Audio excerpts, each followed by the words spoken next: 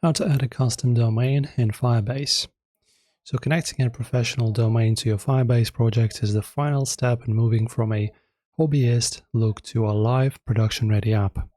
So Firebase's hosting panel is faster and more automated than ever, handling your SSL certificates for free. So let me show you the exact record you need to move to connect everything. So firstly, on this interface, we need to firstly choose the project to which you want to assign and change the domain. So in my case, it's going to be this one, it's just a test one. And then guys, we need to go to build and then app hosting. So as you can see, you have this interface and this is where you'll be able to do this, and this is where your settings live. So as you can see, as of now, to use the hosting, we need to upgrade the pricing plan. So you need to pretty much pay to buy a subscription first. And when you do, there's going to be a pop-up and you can use a domain that you own. So you'll see a checkbox for redirect all requests to this domain.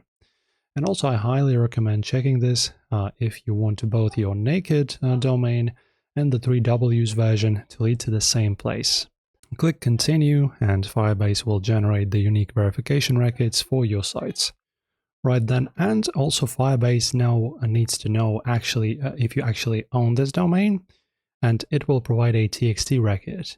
So copy the value string and head over to your domain provider. In my case, it's this one. Then in your DNS management area, click add new record. So you go to the settings, then you go to change DNS, and in here you can adjust everything. So you just set the type to TXT, and then paste that value. Then you hit save, go back to Firebase and click verify. And it can take up to 24 hours for DNS to propagate, but usually it happens in under 10 minutes. So this is how you launch your app on a professional stage and change your domain.